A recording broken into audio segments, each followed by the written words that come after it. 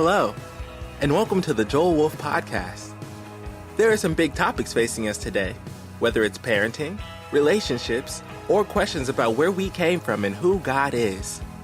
Why don't we tackle them together? We're so glad you're with us. Let's get started.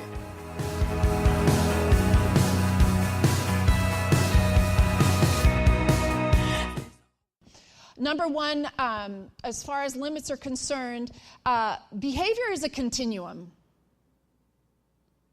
So if you think about it from, Mommy, may I please have, Mommy, I want, I want. Okay, so that was a continuum, right? It kind of, on one end is proper goodness, and then the other end is terrible whining. Okay? You get to pick where the line is. Is whining normal for your home or not normal for your home? Where? Behavior is a continuum. So behavior in a child can be very quiet, or it can be, go loud. Okay, you get to decide where in the world do you draw the line for your living room world. How loud does it get? How crazy does it get? Children are not in charge. You are. You get to decide. It goes back to culture again. What's your culture going to look like? Now, this whining thing, I'm telling you, whining is insidious because it just it's like boiling the frog slowly, right? So I watch, and, please don't feel like I'm ever judging, but, I'm around people, or even with my own kids. All of a sudden, one day I looked up, I woke up and I thought, you whine. When did you start that? How did that get started? It kind of started insidiously. So we have to be very quick and sharp to say, you know what? You're whining, so we're going to work on that. Okay? So limits, behavior is a continuum, and where do you draw the line? You're the parent, you get to pick.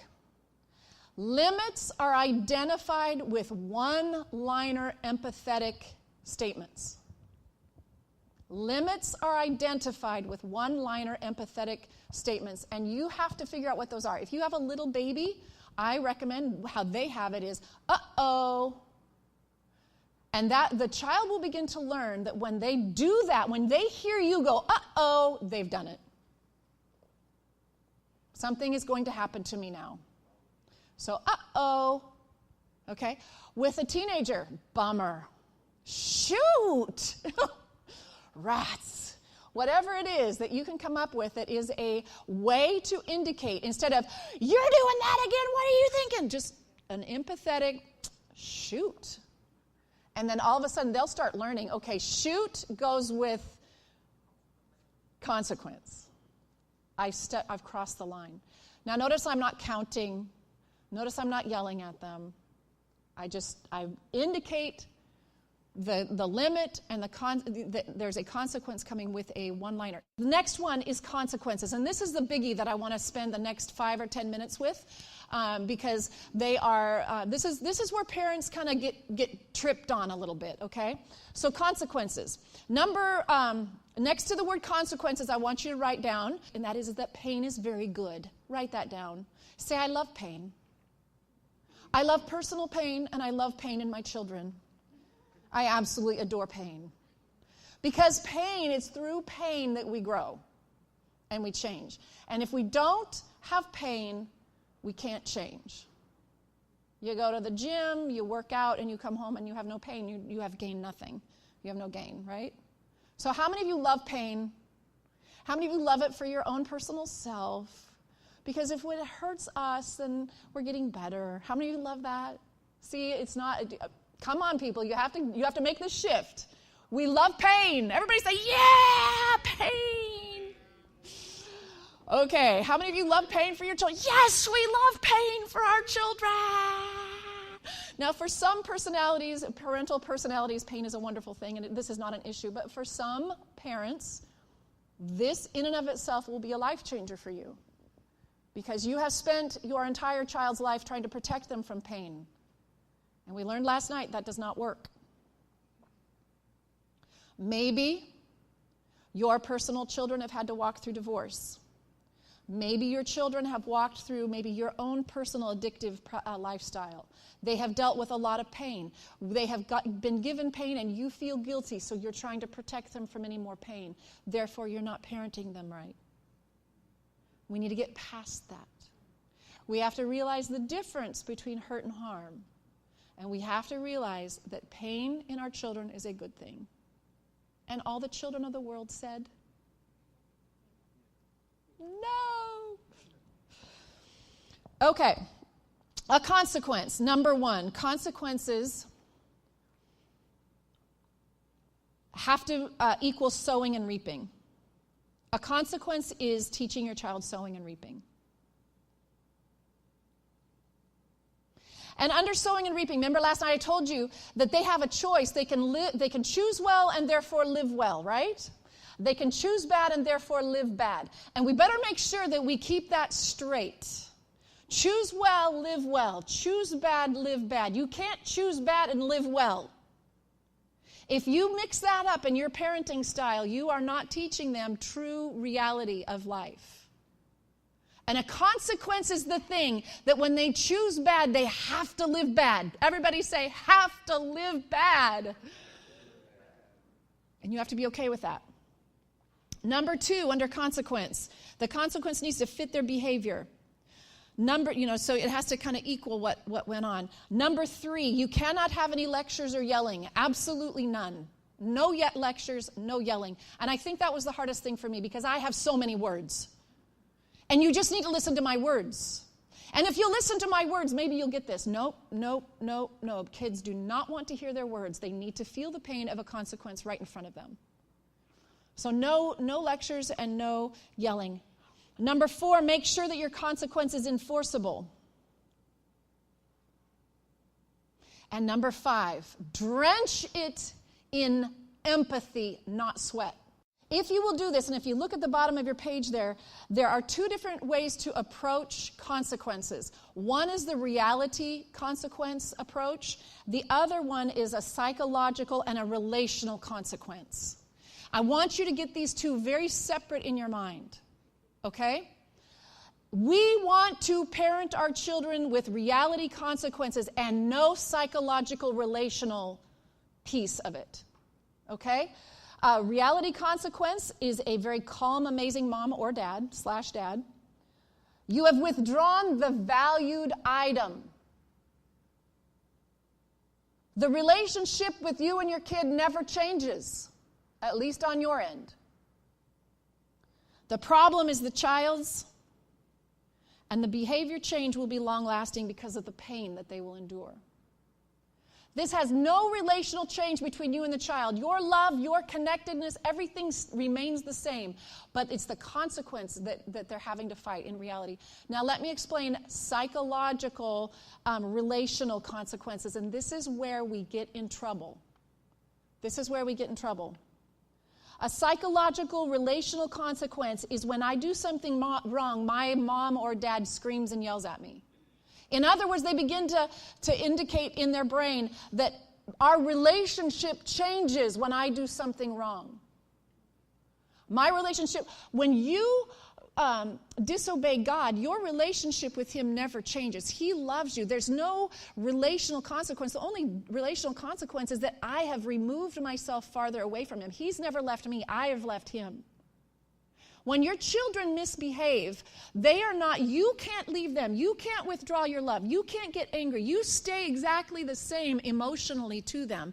They, unfortunately, have removed themselves through anger away from you, but you remain right there.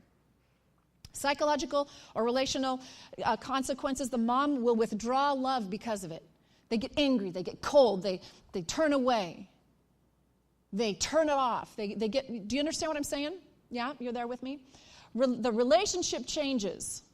They're not as close anymore, and there's anger in the midst of the relationship, and you don't want that. The problem then becomes the crazy parent, and the child says that I have to endure you, and the behavior change will be short-lived, and that will be until you calm back down. Remember the ignore and zap? Okay, so let's talk about this. Enforceable statements, and once again, if you turn back a few pages, you're going to see a sheet there that says enforceable statements. So here's a few I'm going to give you. Instead of yelling at your child, hurry up, you say the car leaves in 10, you go out, get in it, and drive away. Now that might be rough for a little kid. I think about the time they see you climbing in the car and starting it up and backing it out of the driveway, they'll be running after you. But the car leaves in 10. You have complete power in that. If you keep telling them, hurry up, hurry up, hurry up, who are you trying to control? Them. Remember, I told you can't control them. So an enforceable statement is whenever you talk about what you're going to do, not what they're going to do. I'm driving away in 10 minutes. Dina was telling me a story about a family she knows that has done Love and Logic just like pure with this kid who they adopted who was a crack baby. So you can imagine some of the behavioral issues. The kid always wanted to take off his shoes and socks, always taking off the shoes and socks, driving the mom crazy. Are you kidding me? So they're in the car driving somewhere. Anybody had a shoe and sock taker offer? Oh, my word. And then when Jasmine put back on, I said her name, didn't I? When you put back on the sock, it has to be just right. The line has to be, the seam had to be just right. Oh, send shivers up. Yes, you feel my pain. Okay, so she was saying that, instead of keep on saying, don't take off your shoes and socks. They're in the car driving, they get to the place, it's pouring down rain. They just got out. And she took the kid out, set him in the rain puddle, and the kid had to walk in with no shoes and socks. It only happened once. So enforceable statements. Is it good to yell at your child, eat? How many of you have ever told your child to eat and they didn't? Eat! Once again, you're trying to control their behavior. Can you control them? Can you make them do anything? When you start demanding things like that, you are getting into a power struggle. So what are some things that you can say that are enforceable? Dinner is over at 7. Your plate disappears at 7. Breakfast is at 8 tomorrow. I'll see you then. Do you think your child will die? Do you think the child will die? They're going to be hungry, they're going to be whining or whatever, and you can just simply smile and say, I know. I hate being hungry too. I'm sorry. Breakfast is at 8. Dinner ended at 7. Sure was good dinner. Don't let them snack. Don't let them do anything. Just let it be. Or you get the picky eater. I'm not going to eat that. And you end up having to make 3 dinners. One for this one for that one for the other. If you enjoy that, go right ahead. But if you don't enjoy that, then that's the behavior you need to start extinguishing. You make the dinner, you set it in front of them. I don't like that. Eat! Then you're going to be in a problem. Right? So instead of doing that, you say, okay, this is dinner tonight. If you would like to request something for tomorrow, you can. But this is what I chose to make tonight. Breakfast is at 8. Are they going to die? Are they going to die? I tell my kids, they always say, this is Tara. When they were little, I'm like, and they would even say, I'm going to die. And I'm like, really? Yes. That makes my life so easy. I don't know if that's the right thing. Love and Logic always says, don't be sarcastic or whatever. And they were like, okay, I'm not going to die. Really? Okay, then we're all going to live. It's going to be great. I'm sorry. I do have that sarcastic side to me that sometimes we can have fun with, but apparently you're not supposed to. So only do a portion of what I tell you to do. Don't do the other stuff, right? So in interrupting. Do you ever have a kid? Mommy, blah, blah, blah, blah. You're on the phone, you're talking with somebody, blah, blah, blah, and you turn around and stop. Do they obey you? No. They get louder. They're smart. Okay, so what can you do? Where is your power at in this? I told my children, if you want to interrupt me, and this came from Growing Kids God's Way, come up and put your hand on my shoulder right here. Just let me know you want something. And it's really hard for them. And they'll put it on and go, Mommy. No, you have to do it silently.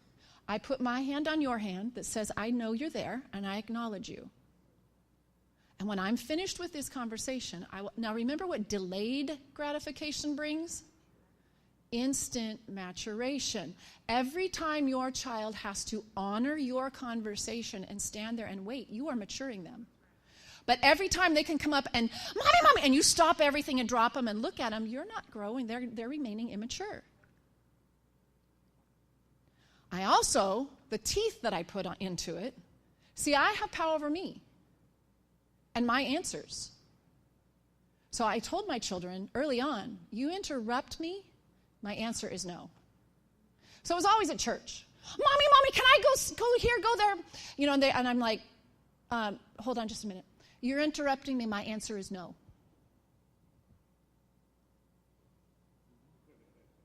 When they were learning it, I said, now go away, come back in 5 minutes and try it again, and we'll see what your answer will be. If they interrupt you, the answer is always no. Are they going to die? Is it going to be hurt and painful?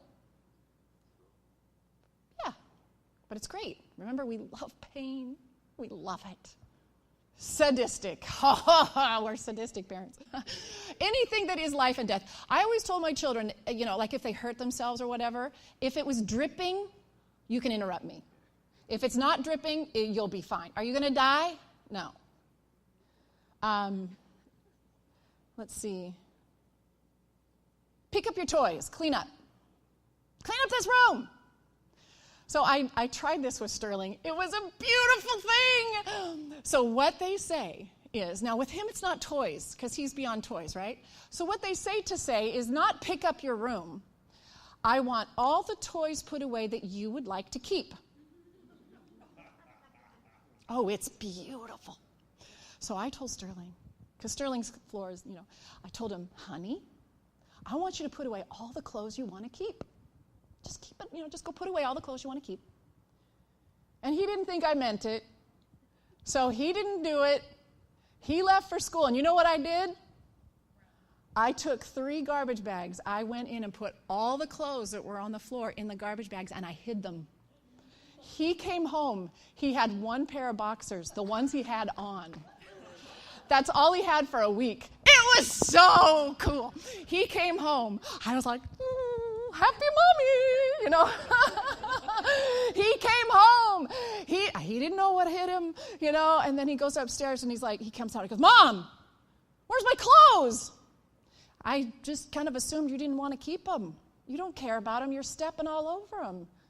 They're all over the floor. So I kept them, and for a week, the poor child had to wash out his 1 pair of boxers and dry them. He actually borrowed a pair from Chase. And I don't know if you know Chase. Chase is like 10 sizes bigger than him. And I saw him running in to brush his teeth one morning, and it's like, these big, huge. But it's perfect. He knows I mean what I say. So you got toys all over the floor. Okay, we're going to clean up. I want you to put away all the toys you want to keep. Smile. Let them do their job, good or bad. Then go and gather up all the toys they left out, put them away for a week. Where's my toy? I want my toys. You didn't want it because you didn't take care of it. You didn't put it away. Amen? Helpful? Practical, right? Okay. Consequence is the limit, talking about that. With little children under 3, you need to say, uh-oh, and then the loss of the item or a change of location. That's their consequence. Loss of item, change of location. So if it means putting them into a playpen for a period of time, putting them in their crib, loss of item, change of location. When it's a little older child, you can add in other things. You can add in loss of item. They don't have to have a phone. One family was telling me that their child had broken 3 pairs of glasses in the last however many months. They just take them and literally right in front of him. So they keep buying new glasses. I'm like, why do you buy him new glasses? Well, because he needs them. Does he really? Is he going to die? They're like, no. Well, then don't buy him more glasses. Wait a while. Make it hurt. Another Wolfe thing, Sterling, poor Sterling, he would not brush his teeth. He would not brush his teeth to save his life, and every time we go to the dentist, it costs money. It costs money and money, money, money. So he's getting older, and I'm getting tired of it. And he came into some money at Christmas time, and so he had a couple $100. And so I had him give me a couple of his, like $200. And I said, you know what, we're going to go to the dentist in about 5 months. We had just finished at the dentist. It was a fresh pain of having to do more cavity work. I said, I'm going to keep this money, and when we go to the dentist next time, if you have a cavity, you're going to have to pay for it. Live well, choose well, live well. Choose bad, live bad. He can't choose bad and I live bad. See, that's what happens a lot of times. Our children choose bad and then we cover for them and we live bad. We pick up for them. It's going to grow. It's only going to grow. Your kids are going to make more decisions, and when they're adults, it's going to be bigger and worse. And you might end up having to pay for a divorce. Choose bad. You live well, I live bad? No, it's not going to work that way. So I kept a couple $100. I put it in my little top drawer in my chest of drawers, and I watched him. He started brushing his teeth. He went to the dentist 5 months later, and he had no cavities. And I gave him his money back. I said, you don't have to pay for this is what happens. Live well. Choose well, live well. Choose bad, live bad. But I'm not going to live bad for your bad. Got it? It's good. Good stuff, right?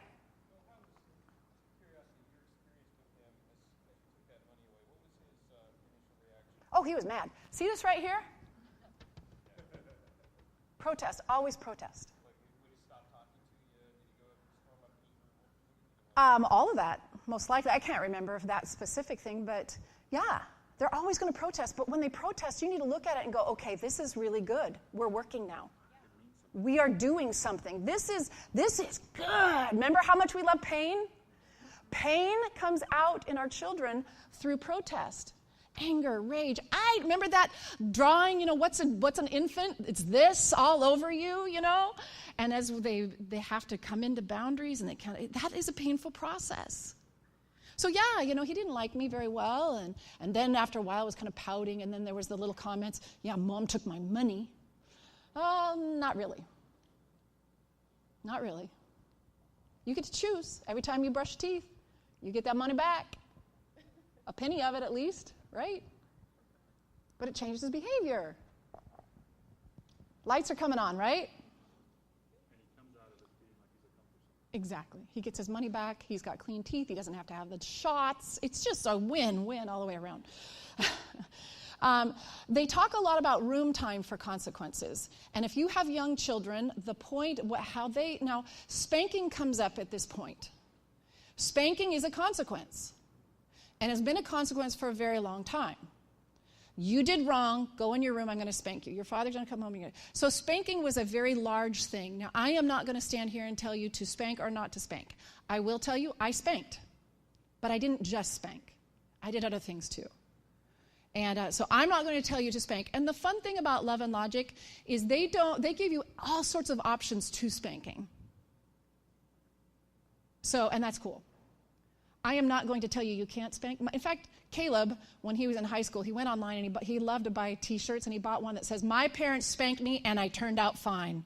I'm like, Sterling, Caleb, don't wear that to school. Don't. Whatever you do. And he's like, no, it's great. And he'd wear it, and my parents spanked me and I turned out fine.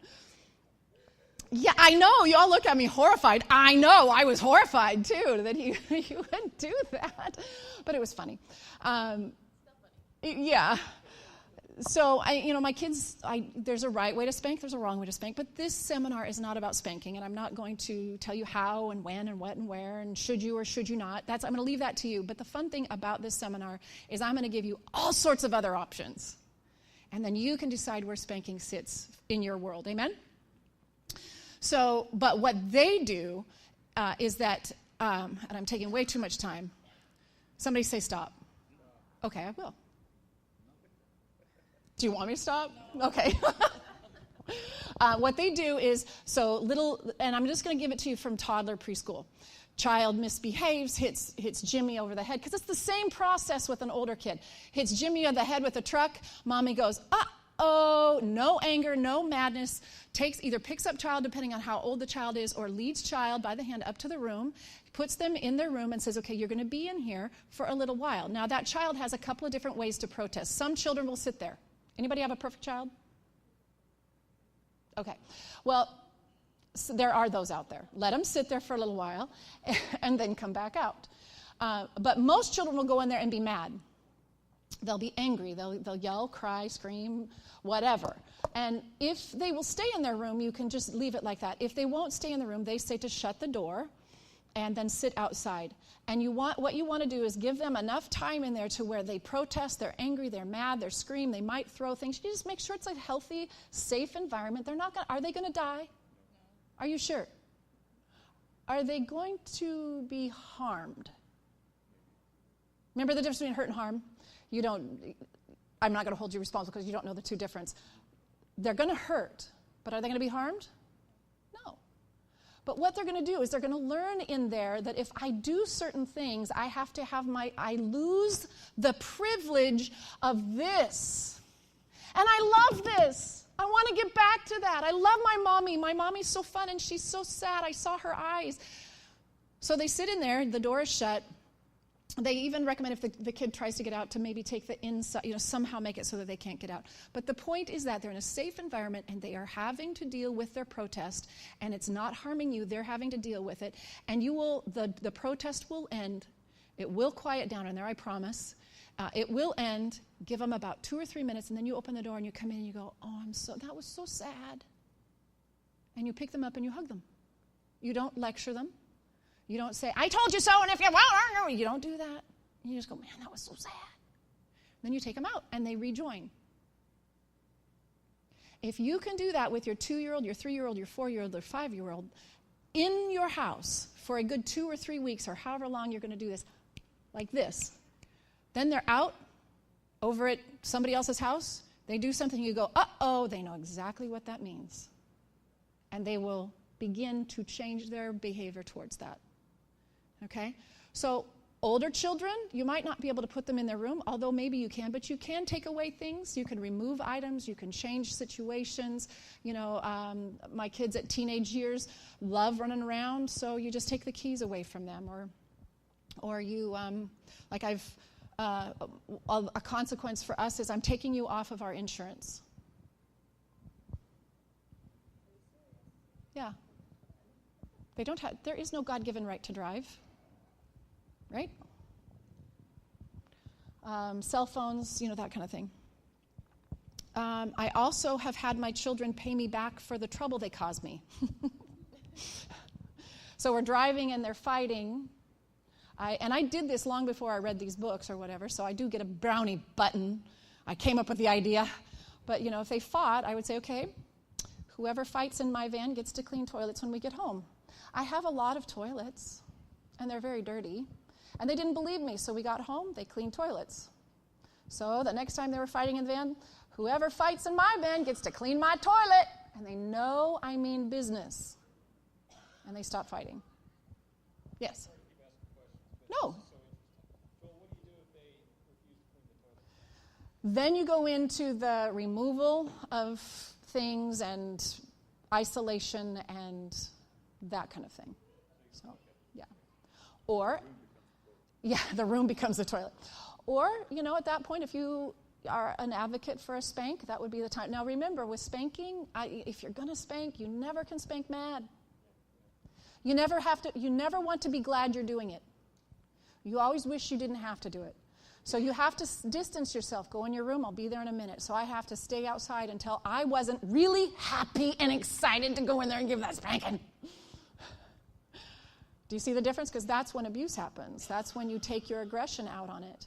And it becomes something bigger than that. Okay, so, like I said, I'm not doing spanking. I'm not advocating it, and neither am I judging it. We're going to leave it for what it is, right? Most important thing is give problem back to the child as a consequence. So if you are in Toys R Us and they want a toy really bad, I want this, I want this, I want it, I want it, I want it, I want it, give me. Your reaction can be, okay, I want you to have it too. What are you going to do about it? Well, I'm not going to do anything about it. You're going to do something for it. You're going to go up and buy it for me. No, I'm not going to buy that. I don't have money in my wallet for that. What are you going to do about it? Get them thinking about, make it their problem, not yours. What are you going to do about it? Teenager kicks a hole in the wall. Is that your problem that has to be fixed, or is it theirs? Their problem. What are you going to do about it? Different various ways. You can charge them money for it.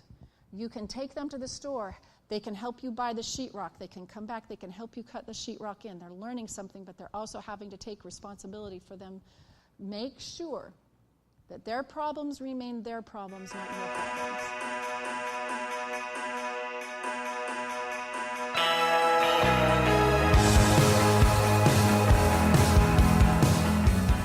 Thanks for joining us today for this episode of the Joel Wolfe Podcast. We hope you enjoyed the message. Don't forget to subscribe to receive more great content regularly, and join Joel online at joelwolfe.me, as well as on Facebook at facebook.com/author Joel Wolfe. Also, don't miss Joel's latest book, guiding you through your adventures in parenting, Courage in Chaos, which Dr. Kevin Lehman says inspires both the heart and the head in equal measure. It's available for purchase at joelwolfe.me. Thanks again for listening, and until next time, have a great day.